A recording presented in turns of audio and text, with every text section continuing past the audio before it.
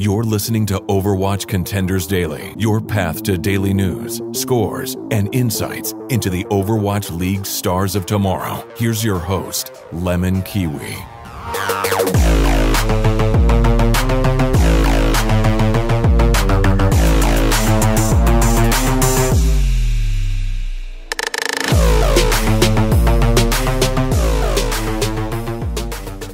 Hey Overwatch fans, hope you're having a wonderful Wednesday. This is Overwatch Contenders Daily and I'm your host LemonKiwi. Today's video will be quite different and much shorter. Do not worry.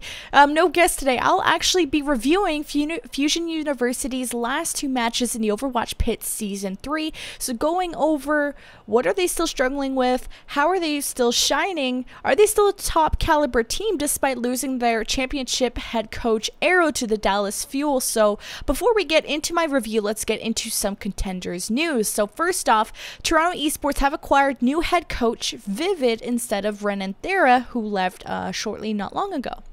Number two, XL2 have released their flex player Midnight. So this will be interesting to see how this will develop in the contender season coming up. Eagle Gaming, number one seed from Group B contenders, have parted ways with their DPS player, Cry W. I hope I'm pronouncing that right.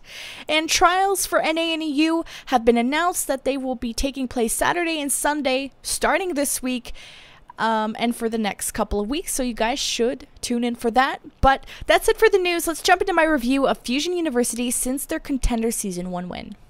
Fusion University kicked off their Overwatch Pit tournament against the Open Division champions of GOATs. And this roster consisted of Gator, Kalug, Sit, Wavy, Majesty, Tensa, and appearance from Lethal as well. Although Fusion finished the regular season of Contenders undefeated and finished first in the playoffs, it seems that Fusion struggled against the Open Division talent coming into Overwatch Pit Season 3. And while these teams are playing on the live patch, perhaps Fusion have had little practice playing with and against Brigitte compared to the other Open Division teams, since they have been grinding on the new patch for 5 to 6 weeks. But nonetheless, let's take a look at their first match. Although Fusion University were known in the regular season to always go to Game 5 in clutch, they fell short against GOATs, losing the series 3-1.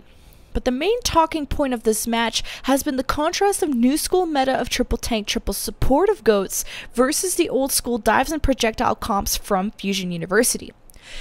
But Fusion have always been known as one of the best at executing the dive comp, with Who Are You as one of the best Genjis, and Zachary at least a top 5 Tracer in a tier 2 scene as well.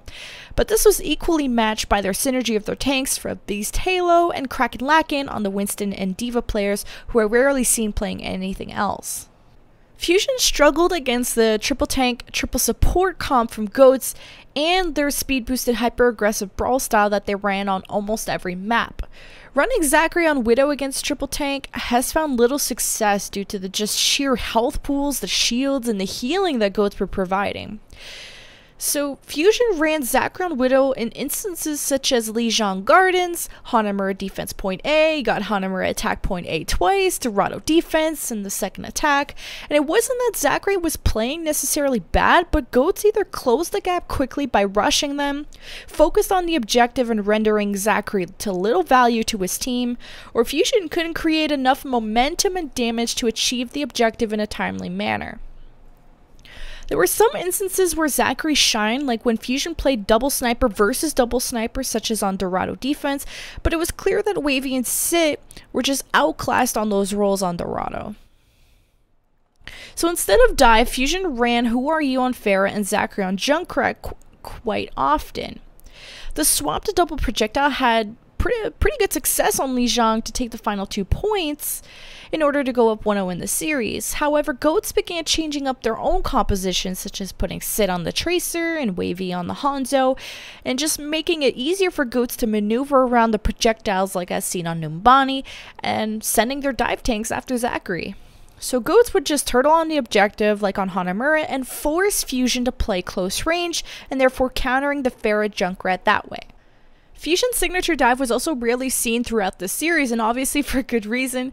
Genji Tracer against Brigitte is difficult to play against, and especially against Triple Tank it's even worse. So, although possible to execute, Fusion were just caught off guard with how strong and hyper-aggressive GOATs' frontline was, despite not running DPS most of the time. So Fusion's dive was successful in times like point A Hanamura attack, when they were going against the Narissa Torb Hanzo defense, but ineffective almost every time they faced goats in a triple tank, triple support comp. So after winning map 1, Fusion dropped the next 3 consecutive maps of the best of 5 to fall to the losers bracket. So losing to GOATS was definitely an upset, but still a great match to watch, and although GOATS' future in Contenders is unknown, it's a question mark of what's happening, it gives us hope that the Open Division teams going into trials are not to be underestimated. Fusion went on to face Mirage Esports in the first round of the losers bracket. So to get to know Mirage locked in the #1 seed in the Open Division, but fell short in the playoffs and therefore not making trials, unfortunately. But Mirage's roster in the Overwatch Pit consisted of Proggy, Fika, Jesus, Math, Jur, and Haku, where Red Start is usually their second DPS alongside Jesus, but I guess he was stuck in traffic, so Math subbed in for this match.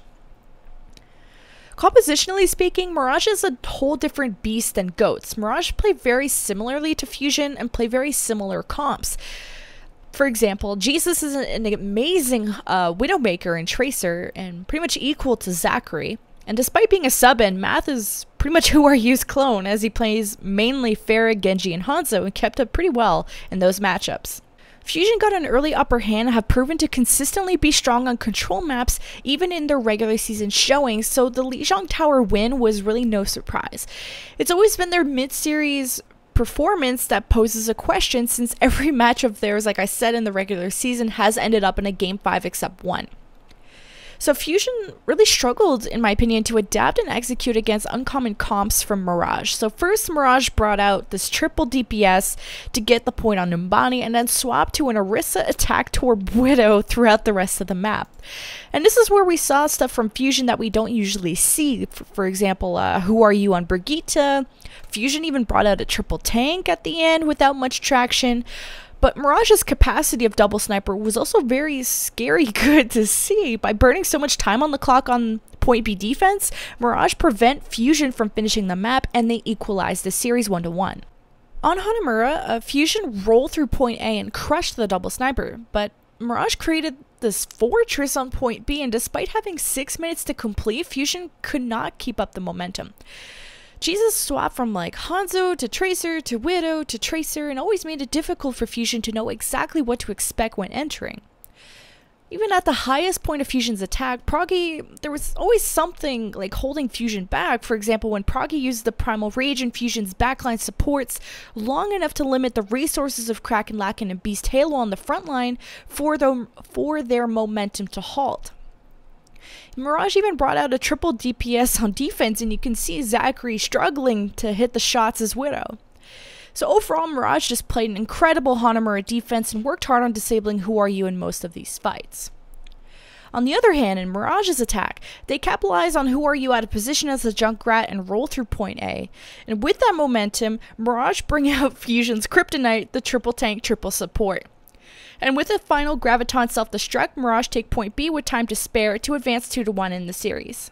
Knowing the strong possibility of double sniper from Mirage on Dorado defense, Fusion bring out their signature dive on attack to close the distance, and this forces Mirage to use Jesus on Brigitte at point C, and this is not something we've seen much before, but this is the first time in a while we've seen Fusion run McCree and Hanzo, and this was a late swap, and Fusion managed to finish Dorado, but mostly on the back of the tanks, and Alarm, who kills like 6 people while trying to stay alive on the cart while overtime was going, and Fusion had to switch to their DPS to Tracer Soldier to get back faster. So they just like barely finished. And while as in Mirage's attack, we saw a glimpse of Fusion running Death Ball in point A, but it was their swap to dive and their late fight ult execution that ultimately had Mirage run out of gas and let Fusion win Dorado. When it comes to Game 5, Fusion always find a way to clutch up somehow, and in the regular season it was usually Game 5 Oasis, so this time it's Game 5 on Ilios, so a bit of a different story. We start off on Well, where mirror comps come out from both teams, so Pharah Widow with dive tanks. Both Widows were so good that once the Widow duels were decided, the Pharahs had little freedom and little chance to stay alive, so the Pharahs would quickly swap off to another hero. So against the two double snipers, Zachary went Tracer, and Fusion were quick to dismantle the tanks of Mirage to take the first map 100 to 88. On Lighthouse, it was the same mirror comps coming out the door of the Widows and the Pharaohs, but this map was just so strange for Fusion. They go up 99% to 0, everything's looking great, and all of a sudden Jesus swaps to Brigitte, and Mirage turtle up on the point, and they just absolutely roll through the tanks of Fusion. So Mirage come back 0 to 100 to come back and force the point 3 on Ilios. And this is where it all comes down to ruins, so no surprise that both teams are running double snipers. But the main difference out the doors was that Proggy was running Orisa instead of Winston, and this causes Mirage to lose the first fight, and this is especially important when running double sniper. Mirage tried Jesus on Brigitte again, but it just wasn't enough offensive momentum to retake the point, and Fusion win 100 to 0 and managed to complete the series in Game 5 like we know they would. Fusion University had a great showing in round 1 despite the score, but we saw glimpses of Fusion struggling to adapt against non-dive comps, and when playing their strengths and when they're hot, Fusion seemed the rule, but their definite weakness is tank comps such as the Triple Tank and Triple Support, and it seems like they haven't figured out a counter even since the Slambulance from the British Hurricane and Contenders Showdown. So struggles against Brigitte have been seen in many teams including the Overwatch League, so in the case of Fusion, this is due to just a lack of experience playing against it as compared to the Open Division teams that have been scrimming and playing in that meta for several weeks. So with the departure of Aero, it's really too early to tell if this has affected the team negatively or not. But as seen in the Overwatch League, not adapting to Brigitte meta will just put teams behind a little early in the stages, but with time, hopefully, we could see the Fusion incorporate the 3-3, the Brigitte, or learn how to counter these comps in their own way in the future.